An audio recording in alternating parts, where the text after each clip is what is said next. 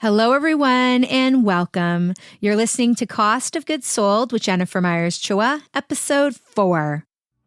In today's episode, I'm going to tell you the story of how I got here, how I went from a career in the food television world to becoming the CCO of Hip Mommies, a boutique distribution company, how I reluctantly joined the struggling family business, scrapped it all, and rebuilt a 7-figure business based on values. What I've learned over the past couple of years supporting product-based businesses, what the costs of bringing a product to market really are, and why I've decided to share what I've learned with this podcast in hopes of learning alongside with you and inspiring more intentional innovation.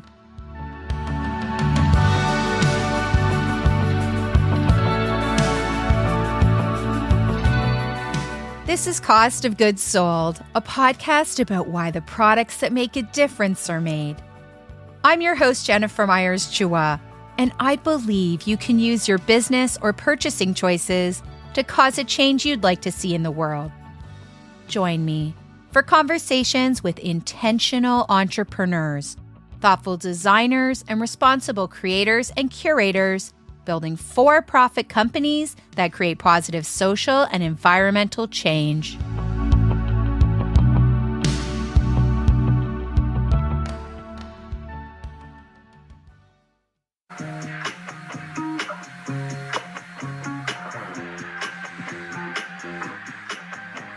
This episode is brought to you by Hip Mommies, carefully curated wholesale merchandise for modern retail. If you want to stock your shelves with brands that are socially responsible and sustainable, or if you want to be a part of the collection that is delighting Canadian retail, visit shop.hipmommies.ca.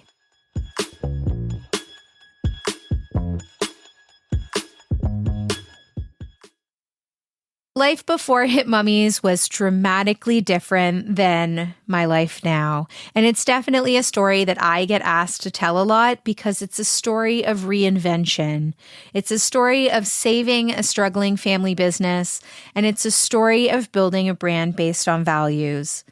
And a lot of the things that have happened since I've joined Hip Mommies have profoundly changed me as a person and led me to where we are today, which is with this podcast and this purpose of mine to share this information with other small business owners in hopes of creating change. And in order to get back to where this all started, we have to go all the way back to 2014. And in 2014, I was a digital art director. I was working on the Food Network Canada redesign. And I was also the design team lead at a very large television media company. I was leading a team of designers and UX professionals who were working on a number of websites to support television channels here in Canada. I loved my job. I loved working on a team. And I loved creatively collaborating. And I just really enjoyed the day-to-day. And in addition to doing the design and doing the art direction and leadership, I was also able to do a lot of things for Food Network Canada in terms of creative content creation. So interviews with chefs and event coverage, cookbook reviews, recipes, things like that. One Monday in April, I went into the office and was let go in a round of layoffs. And by Wednesday, when my team took me out to celebrate the time that I had spent there, I wasn't feeling so hot. And by Saturday, I was in a medical clinic with my husband, finding out that I was pregnant with our first child. It was very shocking. It was a very difficult time in our lives. I was the one with the job security and the health coverage and the stability. At this point, my husband had owned his business for a decade, and he had started it with his sister. She had since moved on. And for a variety of reasons, the business wasn't doing well. It certainly wasn't doing well enough to support both of us and a growing family. I panicked and I called in all of the connections I could to try to find another position. And so I was interviewing for creative director positions and art director positions, and I was going into these interviews and having these conversations with people, fellow creatives, who are saying things like, how do you feel about helicopters? We have a photo shoot next month. We have to shoot from the air. How do you feel about that? And I'm sitting here with my first trimester nausea, looking at 50-hour work weeks with deadlines and now helicopter shoots. And this unbelievable desperation and fear, really, I just didn't know what to do. So my husband had an idea. And he said, why? Why don't you just join me and join the family business and we can do this together? I was no stranger to entrepreneurship or the difficulties faced by the small business owner. I had witnessed my parents lose everything, including our family business when I was a child, and that influenced me greatly. Still, straight out of university, I had decided to start my own business, a digital media company, which also failed spectacularly and left me stranded in Southeast Asia. And when I had rebuilt my life back in Toronto, all I owned was a bicycle and a mattress. And it was all of the lessons that I had learned from that failed venture that had led me to looking for a secure job in a corporate environment. That's why I was there in the first place. And I just didn't know if I had this in me anymore. I never, ever wanted to sell stuff. This was the last thing that I could possibly think of agreeing to. I was a self-proclaimed minimalist. I was very conscious of my impact on the world. We lived in an open concept loft at this point with no storage and clean surfaces. And I had backpacked through Asia and lived out of a backpack, and I had appreciated living with less. I was really not interested in putting more goods out into the world, like physical goods. And over the years, I had tagged along and visited the industry trade shows for the baby space with my husband, and it had been really overwhelming. Massive convention centers filled. The number of goods that were being made each year for one industry on one continent was alarming. And a lot of it was just another version of something that already existed. Like there wasn't any innovation. It wasn't solving a problem. It was just made for the interests of that particular business in that particular booth. At this point, we were getting desperate. My husband's business wasn't doing so great. To be honest, it was really, really struggling and pretty much on the verge of collapse. So we were left with not very many choices and not very many options. And I went to a friend of mine and I explained to him how I was feeling. And he had a conversation with me that really changed my thinking. And he said, Jennifer, do you know how difficult it is to change everybody's worldview, their buying habits? Do you know how difficult it is to convince everybody to care about these things that you care about? And in that conversation, he led me to think that it would be possible that instead of trying to make everybody think and feel the way that I did about things, that I could use this as an opportunity to curate a collection and curate better options and make my impact there. So I could reach the people that were on the fringes of caring about things like sustainability and multi-purposeness and thoughtful design. And I could present them just really interesting, useful products that looked really good, that were really hot, and were maybe something that they would want in their life, but they could also get the added benefit of knowing that those were responsibly manufactured or sustainable, that they were safer options for their children. And so I went back to my husband and I said, yes, I'm here for this. We're doing it, but we're going to have to start over. And luckily he agreed. We scrapped everything and basically built the business from the ground up at that point. Using my expertise, we did utilize a bunch of digital technologies with a website and an online ordering system, inventory management, e-commerce, digital lookbooks, digital marketing, but it was more than that. We changed our name. We kept our warehouse, we scrapped all of our brands, we scrapped a number of retailers, and we definitely built a new mission and a new set of core values and a new way of looking for goods and acquiring goods and marketing goods, and really rebuilt this business based on those values. So my husband thinks I'm overemphasizing this, but the business was moments from going under. And so I'd love to share a bit more about where we were as a business and what was going on at that time. The couple of years leading up to me joining Hip Mommies, I was working full-time, had my own career, my own interests, and I helped out when I could, but I was not nearly as invested. And even being a decade old, we were very much the underdog. For one thing, we were incredibly young, generally not taken very seriously. We didn't have any children. And the baby space is dominated by way more middle-aged men than you would expect. The first local industry-specific trade show we signed up to do, it was in a hotel. And the big brands were in these lavish ballrooms. And then they had one hallway of hotel rooms available for smaller companies like ours. And it was probably an afterthought.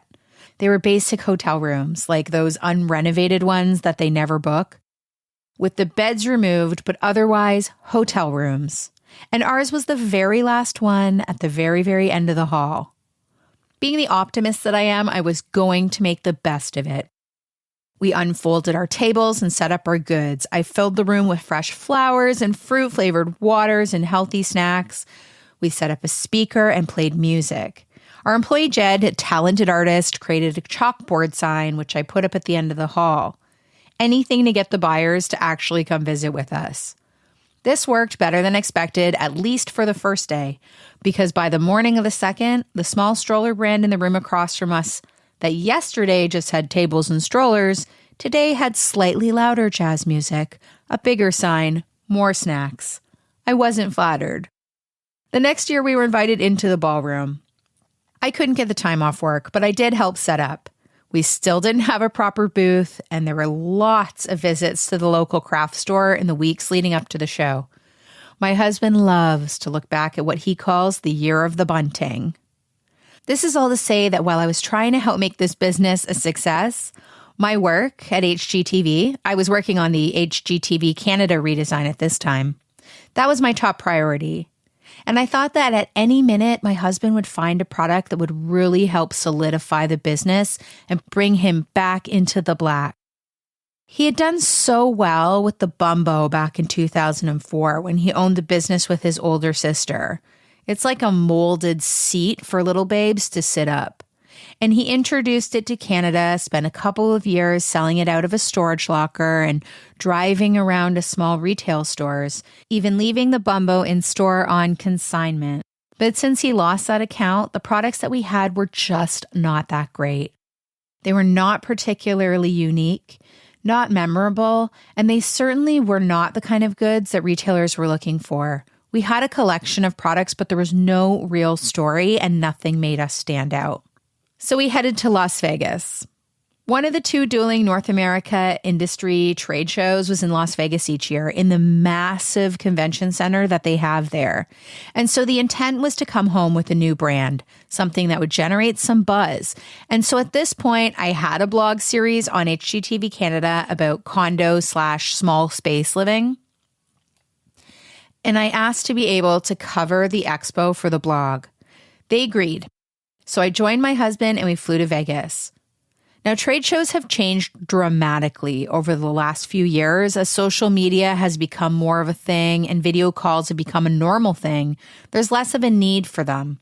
And with COVID, maybe, hopefully, environmentally speaking, they've changed forever. But at this time in the early 2010s, this was the trade show heyday. Thousands of booths, hundreds of thousands of square foot exhibition halls, and tens of thousands of attendees. We walked the show looking for new and exciting things and stumbled across a brand that would change the course of our business. It was a cloth diaper company. Now, looking back at all of this, the details are a bit fuzzy, but these modern cloth diapers were gaining in popularity with the sustainably minded parents of the time. From birth to potty training, the average baby goes through a lot of diapers. Some statistics say 7,000, some say 1 ton, and they take hundreds of years to decompose. So it is something worth being mindful of. And modern cloth diapers had been designed to be so much easier and cleaner. They had pockets to insert absorbent microfiber pads and snaps to secure fit and colorful printed covers. They were the rage. And cloth diaper fanatics were an enthusiastic bunch. Think of the release of like Air Jordans. Yeah, limited edition prints, hard to get colors, a new cloth diaper style. This could start a frenzy. I'm serious. And this is also the rise of YouTube. And cloth diapering moms were eager to show off their stash shots on their channels, post reviews, demos about fit, things like that. So one YouTube search later, it was obvious that this was the brand to sell if you wanted into the cloth diaper space. The CEO was winning awards, her brand was the leader in this category, and she was looking eagerly for Canadian distribution. We left that show with a verbal agreement and thought we had made it. This was it. Her brand and Hip Mommies quickly partnered. We began selling diapers and opened up a ton of new wholesale accounts with natural parenting stores, health food stores, cloth diaper specific stores, of which there are many more than you'd imagine. And things were going really well. Within a matter of months, the demand was growing, but we could not get stock. The brand had supply issues. They kept changing manufacturers and switching countries of origin even. USA to China to Turkey, and we didn't get it because we did not know what was going on. And she was not really open with us about what was going on either. And we began to use the profits from those sales to expand into related goods. So some organic cotton socks, cloth diaper-friendly detergents, eco-friendly soaps, multi-purpose car seat breastfeeding covers. We were still really young, we were still really green, but we were finally at the point where we stopped having to sell ourselves to get meetings with prospective brands. Brands began to approach us, and it was a huge boost of confidence. The cloth diaper brand began to fall apart, but more dramatically, like the business had imploded. And again, as we had been left in the dark, and because we were all so new to all of this, we really had no clue what had happened. What we did know is that one of our largest sources of revenue had now disappeared, and we needed to replace it. My husband and our employee flew to Germany for the European show, and in between Schweinhaxe and Brauhauses, managed to connect with another cloth diaper company, the closest competitor, who was really, really very interested in working with us. We should have known. We agreed to start the conversation and meet up again in the fall in Louisville, where they had this spectacular, lushly carpeted booth, and all of their team wore what looked like Louboutin. Yes, cloth diapers. Being that we were in the land of bourbon, we suggested an evening meeting at Maker's Mark. And we were a flight of bourbon in by the time they arrived, still in heels, drinking lemon and hot water, and eager to get this partnership started. We couldn't believe at that point how impressive we had become as a company.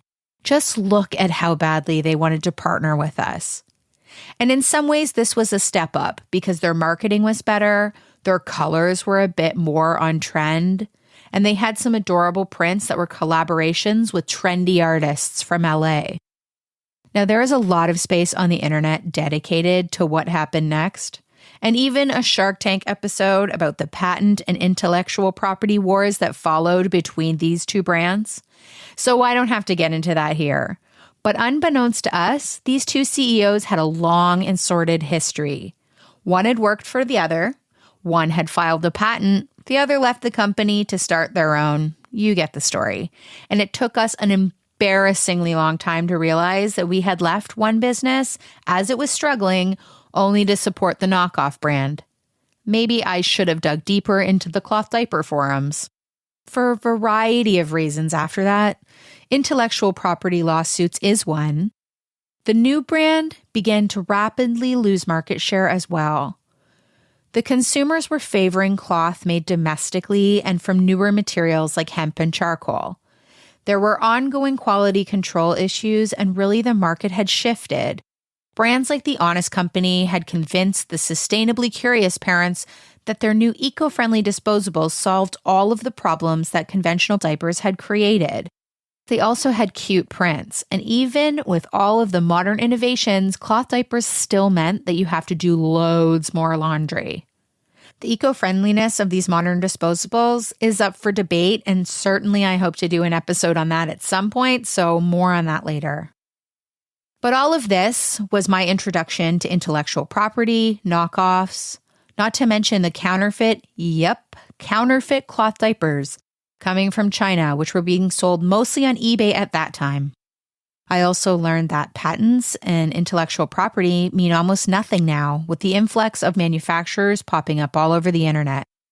Your IP, it's basically impossible to protect. It also introduced me to the darker side of the business, the brands built on copying the ideas of independent creators, often first-time business owners, usually moms, who have a great idea and a less robust legal team. There are brands who have made their fortunes this way for decades.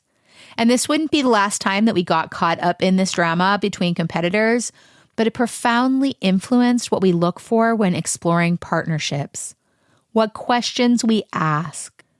And since that day, we only work with people that we like as people, that we believe in, that we feel are genuine and here to do the right thing.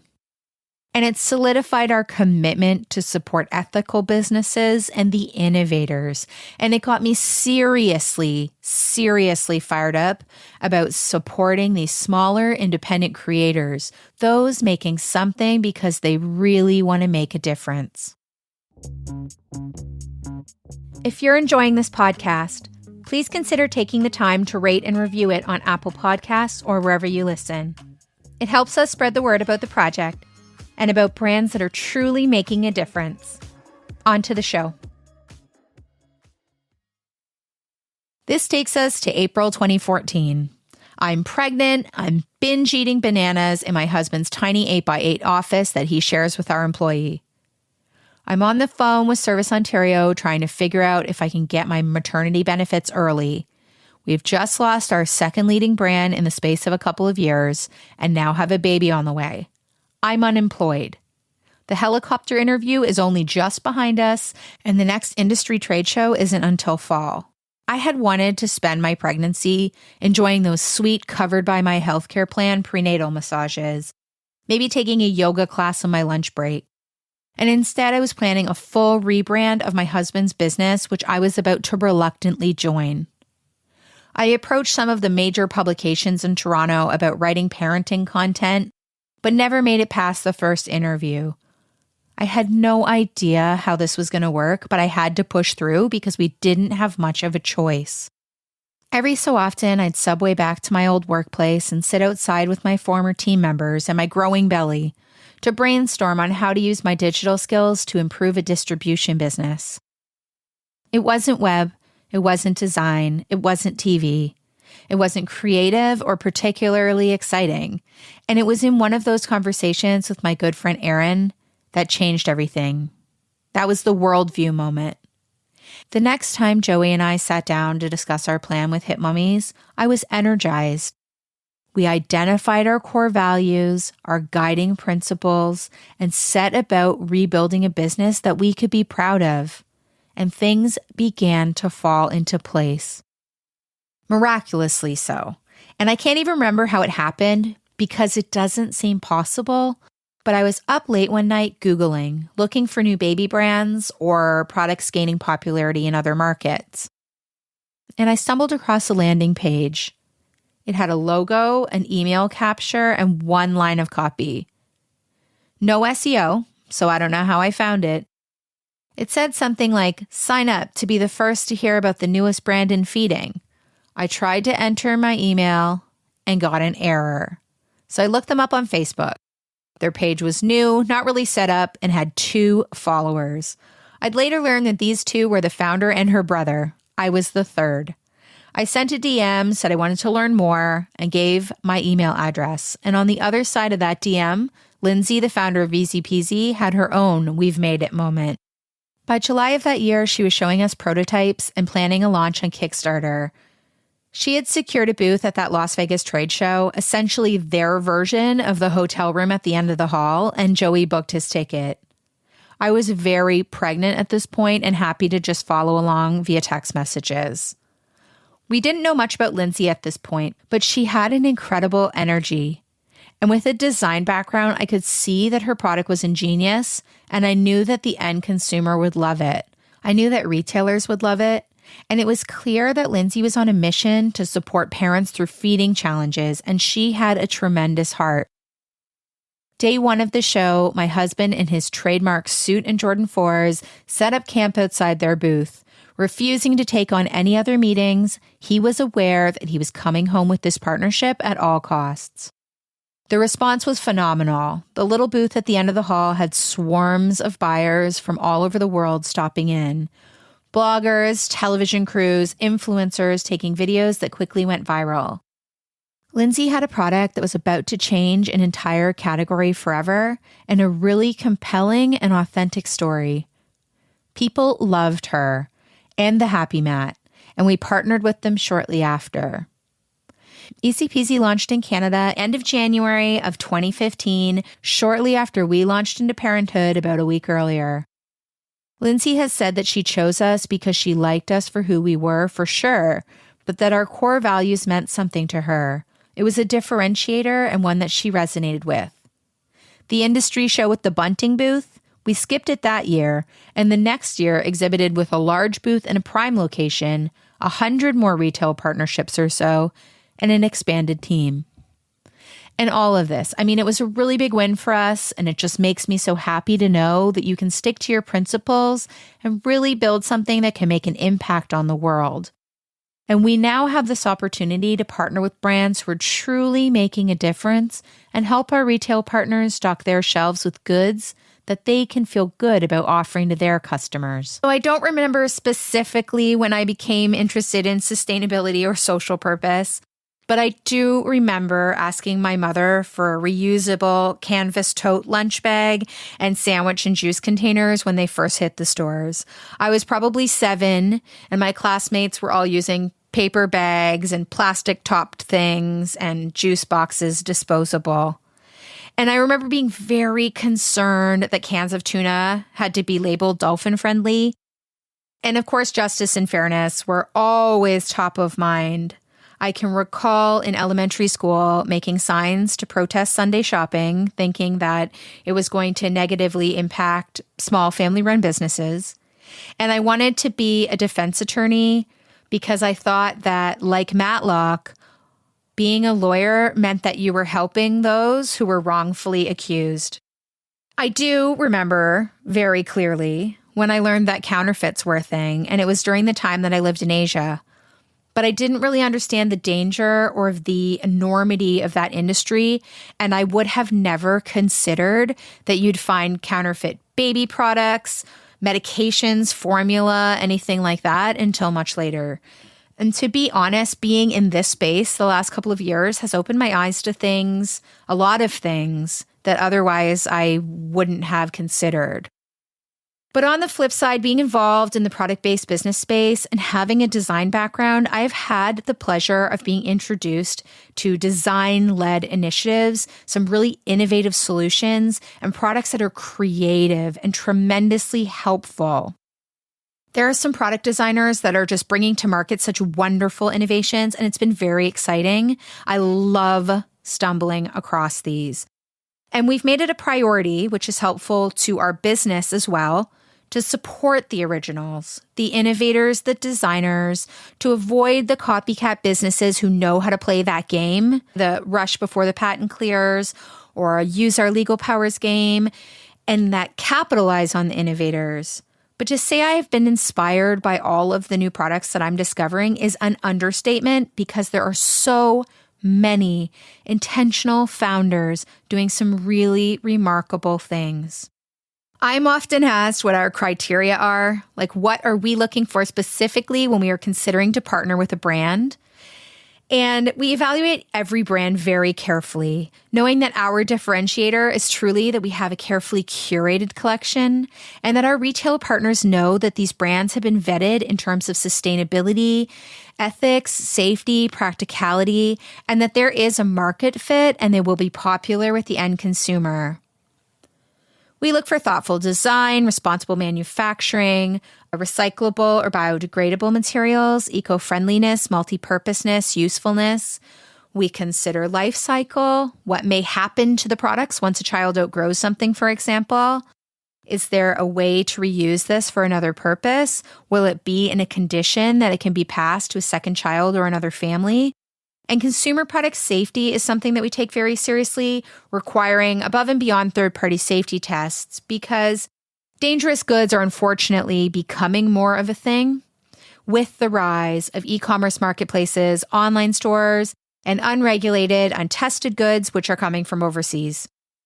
There are great costs to the environment, to our society, the health and well-being of our children by purchasing the not safe goods, and there is an incredible amount of waste being created each year by our purchasing habits and buying things that have an incredibly short lifespan or goods that are just not functional, which then quickly end up in landfill.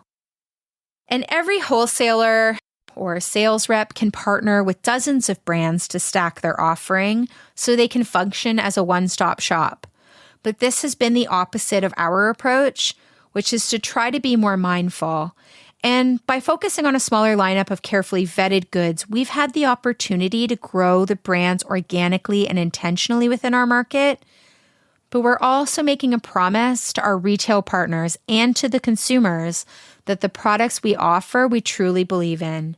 And they're not just there to be available or for sale or make us look like a larger business than we are. And with that, we have the opportunity to stay really lean. We don't have a warehouse full with end-of-line goods or goods that won't sell that we now have to consciously get rid of. When I came on board with Hip Mommies, the goal at that time was to get through my pregnancy and to get this business rebuilt and rebranded. And then I was to leave it in the hands of my capable husband and our employees at the time and get back to working in the creative world. And the marker moved. And then it became that I would stay on board until we could secure childcare. And then it became until my daughter reached school age. But the marker kept moving because I kept learning more and more about this space. And there's just so much more that I can do to support our suppliers and in turn Canadians. The brands that we've helped to launch in Canada, most are family-owned, most are women-led, all have some measure of sustainable or social focus, and all are purpose-driven. It's not about creating something to make profit, it's about creating something to make an impact. Our relationship with Easy Peasy, for example, has truly been life-altering. And really, we grew together. Easy Peasy is small, scrappy, self-funded, 100% woman-led, transparent. They have experts and specialists on staff to make sure all of their products are developmentally appropriate and are really purpose first. And seeing how hard they pushed to stick to their core values through tremendous growth, counterfeits, having to fight to protect their patents, knowing that these were the right things to do for the end consumer, has been really inspiring. And part of the reason that I wanted to start this podcast was to help amplify the voices of these independent businesses that are really fighting to make better choices when the odds are stacked against them. And I've had many moments where fighting for what we feel is right has been a tremendous challenge. It would have been much easier to partner with one of these really large brands that have products that span every category and just a huge catalog. They're well known from decades ago. We'd instantly have access to more retailers. It would just be easy to sell. And these companies already have all of those things in place that will make it easy for us. Working with the smaller independently owned startups and the smaller brands, we often have to go through that growth period alongside them. The design iterations, the mistakes, the marketing of brand that no one has heard of, and working on things like retail requirements, bilingual packaging. And every time that one of these large brands has approached us, I have that brief glimmer, that thought, how much easier this could be. And luckily, because it's my husband and I making the businesses the key decisions, one of us will remind the other what we're here to do, who we're here to support, and what our purpose is. And I think the most challenging piece for me in terms of my worldview has been seeing the rise of what I refer to as Amazon culture and how we have this one-click, free shipping, free returns mindset now. That means that consumers may purchase a number of goods with the intention of returning what they like least, not understanding that the majority of the time, those goods may head straight to landfill. And I think also that when someone returns something to Amazon, for example, they think they're like sticking it to Bezos, But effectively, if it's a small business seller, the small business is eating all of that cost. And it costs businesses a lot more to receive returns, inspect them, process them, restock them, reshelve them for resale than it costs to dispose of them. And oftentimes there are tax credits associated with the disposal of these goods, so many businesses do not bother. And we get all of our returns sent back to us. I share about this on social media all of the time. And each week when I visit that pile of boxes, many returned, unopened, still sealed, it really hurts my soul. We painstakingly open, inspect, donate, and resell what we can, but I know that we are the anomaly, and I struggle to try to emphasize that messaging that as consumers, we need to be conscious, but as business owners, we have responsibilities too. And the counterfeit conversation is one that needs to be had over and over and over. I talk about it because all of us shopping online have purchased something that we may not even know is a fake. And the counterfeiters are responsible for organized crime, environmental atrocities, really awful labor conditions. And these goods are often found to have known carcinogens, lead, mercury, other dangerous toxins in them. They are not tested for safety.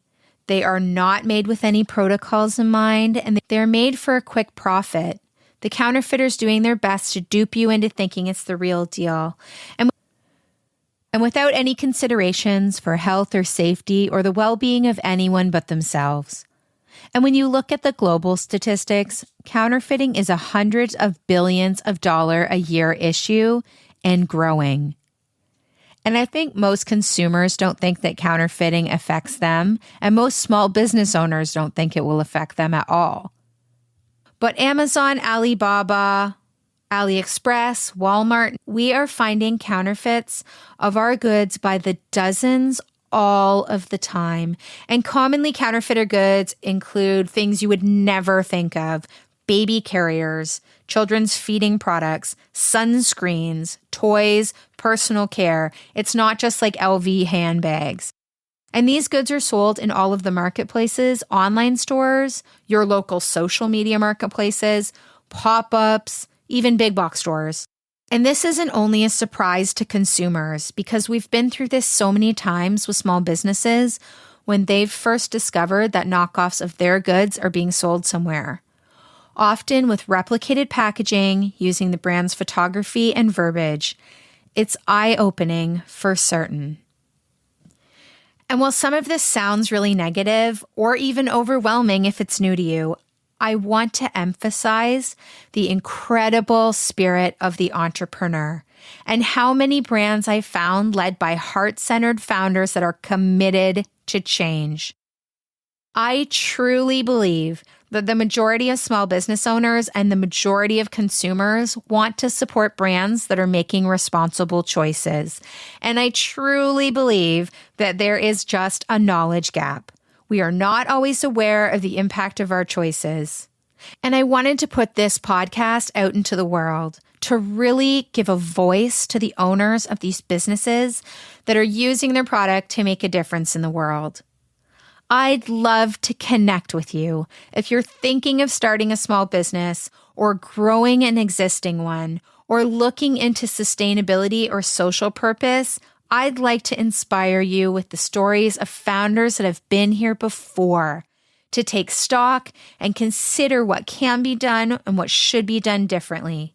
And I want to explore the true costs associated with creating a sustainable business, whatever those may be. The financial costs, but also the cost to our family life, mental health, the planet, and the people in our communities. The world needs more intentional creators and more compassion. And with Hip Mommies, I am always looking for ways to do better, and I'd love to have you come along on this journey with me. And we can learn how to do better together. If you want to learn more about Hip Mommies, our carefully curated collection of goods from brands committed to doing better, visit hipmommies.ca. Shopping for the little ones in your life? The collection is available for purchase at shop.hipmommies.ca. And you can follow along with us on our mission to connect retail with thoughtfully designed, responsibly manufactured goods on Instagram, Facebook, or Twitter at Hip Mommies. This episode was brought to you by Hip Mommies, carefully curated wholesale merchandise for modern Canadian retail.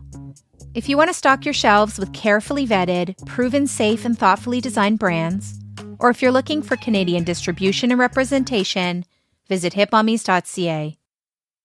Thank you for joining us this week. If you want to find out more about this episode or any of the previous episodes, please visit thecostofgoodsold.com. Have a founder story that you think we should feature? Reach out on Twitter or Instagram at @ofgoodsold. My name is Jennifer Myers Chua, and you've been listening to Cost of Goods Sold, the podcast.